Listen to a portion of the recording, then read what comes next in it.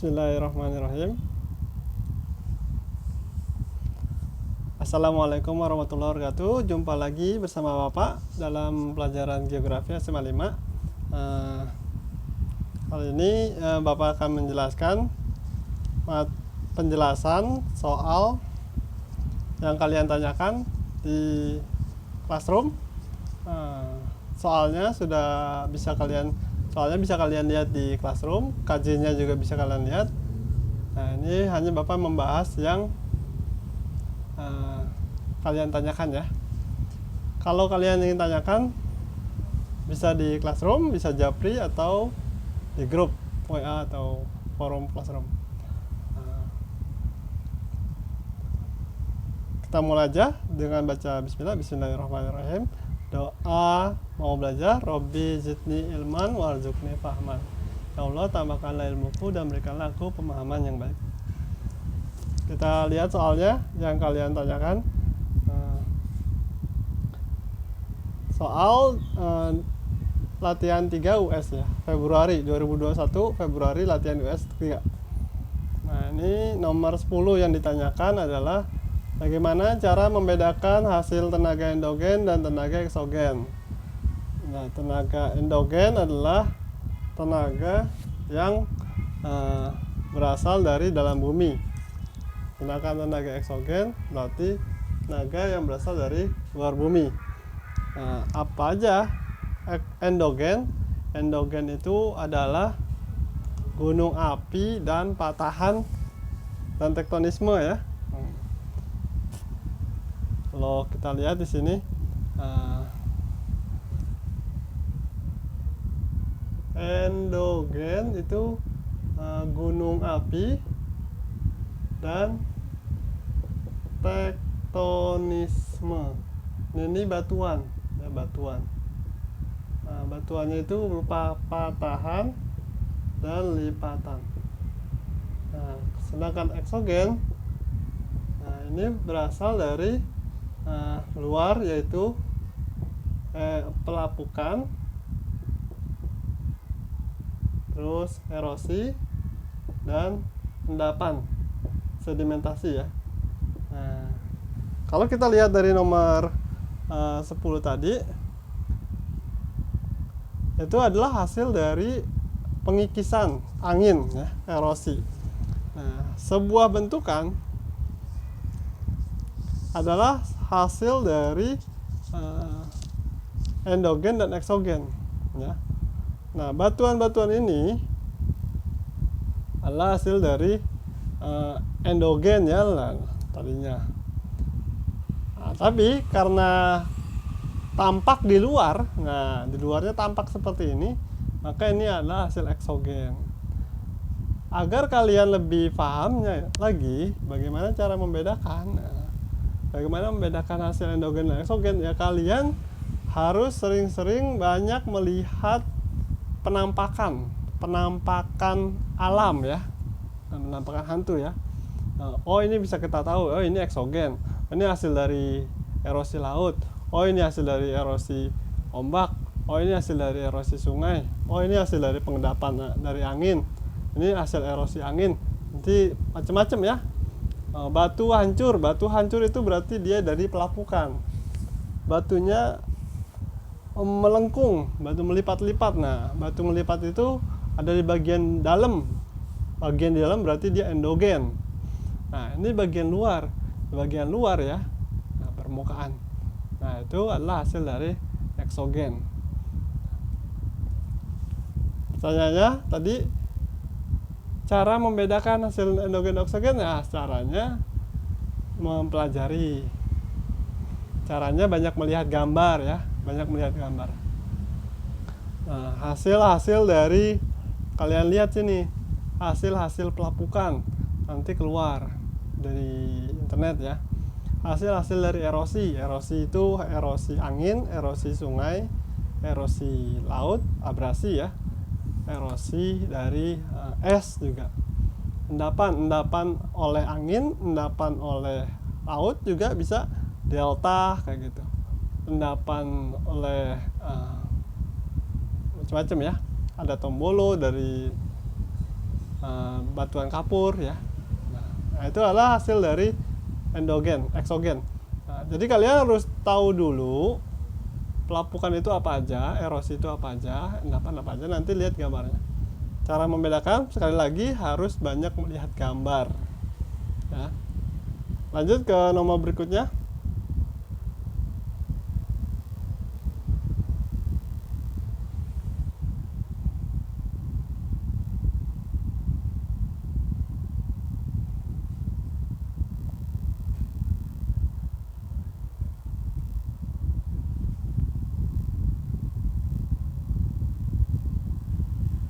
Ya, Gunung Raung, Jawa Timur. Nah, pertanyaannya bagaimana ciri letusan gunung yang termasuk tipe peret?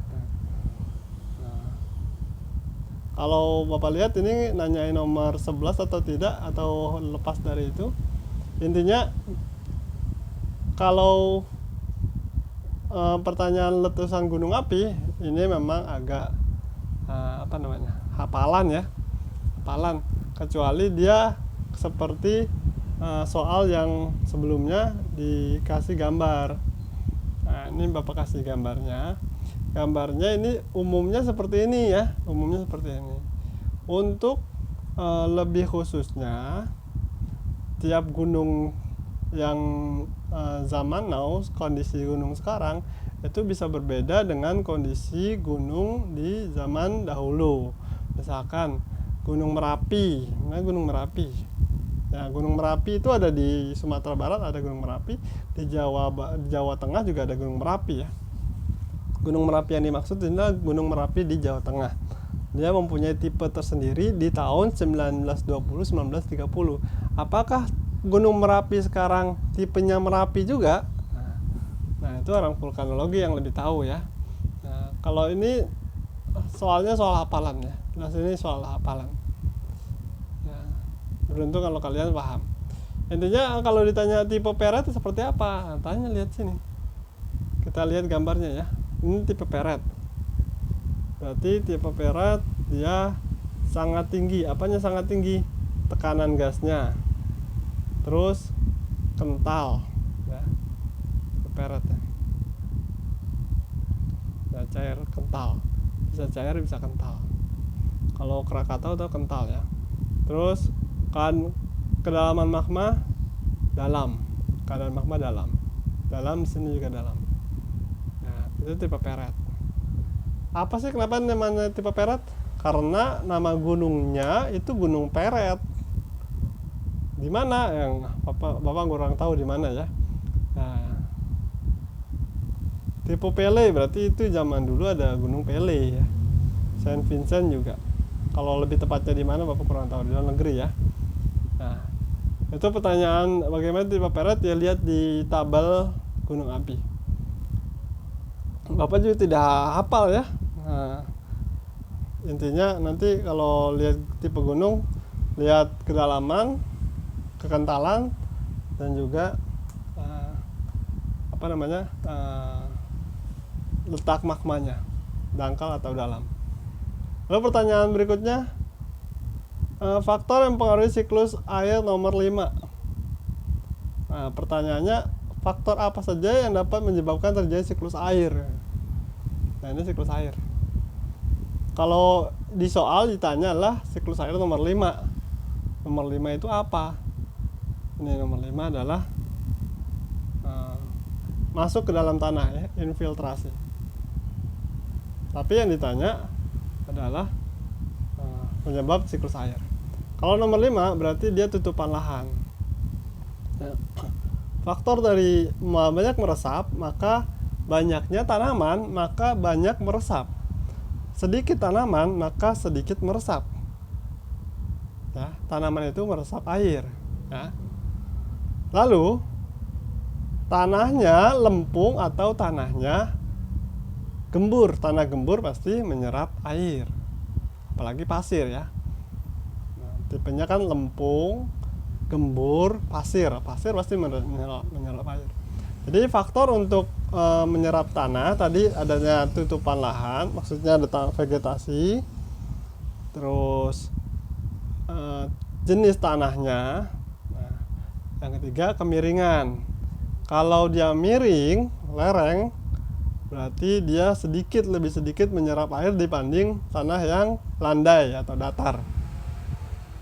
Tanah yang datar lebih menyerap air. Tapi pertanyaan dari kalian adalah penyebab siklus air. Nah, penyebab siklus air yang pertama adalah adanya air. Nah, berarti ada siklus air. Lalu ada apa lagi? Yang menyebabkan ada siklus air adalah matahari. Nah, adanya air dan ada matahari, maka terjadilah siklus air. Tapi itu nggak ditanyain ya, biasanya ditanyain adalah lebih spesifik. Ya, ada air, ada matahari, ya terjadi siklus air. Tapi kalau ditanya lebih spesifik, penguapan, apa yang menyebabkan penguapan? Ya, penguapan terjadi karena garis lintang. Semakin tropis, semakin dia banyak penguapan. Semakin dia ke kutub, semakin dia sedikit penguapan. Lalu lintang tadi ya, terus juga posisi matahari. Matahari di belahan utara, matahari di belahan selatan, itu mempengaruhi kondisi penguapan. Lalu penguapan lagi, lamanya siang. Lama siang tadi posisi matahari ya. Nah, kalau kita di tropis, kita tidak terlalu berasa posisi matahari di utara atau selatan ya. Lain dengan orang di Eropa, mereka berasa banget posisi matahari di utara, posisi matahari di selatan. Itu sangat berasa. Panjang siang dan panjang malam itu sangat berasa mereka di belahan bumi utara dan selatan. Kalau kita di tropis tidak terlalu berasa ya. Lalu kalau ditanya faktor kondensasi, macam-macam lagi ya. Kondensasi itu adanya aerosol. Maksudnya itu apa? Adanya butiran-butiran debu di angkasa itu menyebabkan bergabungnya titik-titik uap air.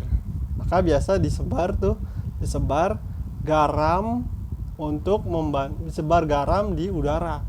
Jadi di Uni Emirat Arab mereka mempunyai proyek gimana caranya daerah gurun dibikin jadi tanah hutan. Caranya air lautnya dibikin tawar, garamnya disebar di atmosfer. Garam disebar di atmosfer. Jatuh dong garamnya? Enggak, nanti garamnya itu nanti melayang-melayang di udara, membuat titik-titik air dia berkumpul dan membentuk awan, terjadilah hujan. Lalu nanti airnya hujannya asin dong? Enggak, nanti dia ada proses selanjutnya lagi ya, karena dia sangat rumit lagi. Itu penyerbukan, namanya membuat hujan buatan ya, membuat hujan buatan. Hujan buatan kondisinya bisa membuat hujan buatan atau bisa memindahkan kondisi awan yang tadinya akan turun di satu tempat dipindahkan ke tempat lain. Nah, itu seperti pawang hujan ya, pawang hujan modern, karena ini pawang hujannya pakai teknologi. Jadi jangan percaya pawang hujan yang tradisional, karena itu bisa jadi bisa mempengaruhi keimanan ya, merusak keimanan. Karena kalau pawang hujan zaman sekarang kan hanya zaman sekarang itu pakai teknologi. Masuk logika akal sehat ya.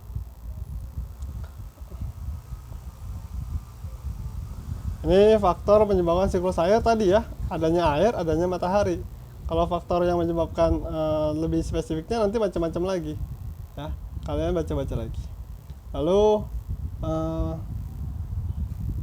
bagaimana cara mempengaruhi persebaran flora fauna di suatu tempat?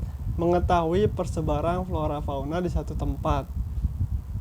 Flora fauna di satu tempat itu kalian harus, ini soal pengetahuan umum ya, kalian tidak akan bisa menjawab kalau pengetahuan umum kalian masih kurang.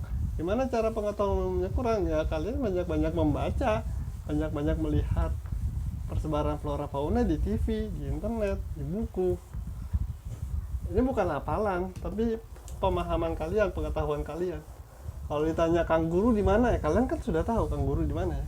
Kalau koala di mana, ilama di mana, kalian sudah tahu apa belum? ada juga binatang-binatang yang Bapak juga nggak tahu juga ya, baru dengar. Jadi intinya ini adalah soal pengetahuan kalian. Nah itu tadi tentang fauna ya, tentang flora. Edelweiss, kalian tahu Edelweiss? Edelweiss itu adanya di tropis, di pegunungan di atas 3000 meter.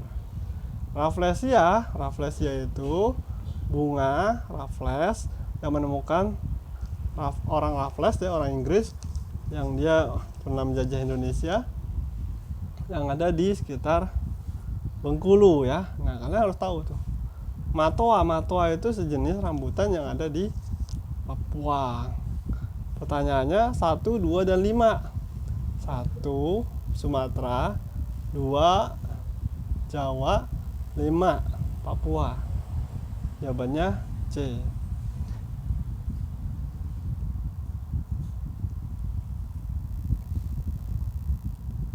Endemik di 1, 2, dan 5. Dan C. Kenapa nggak yang A?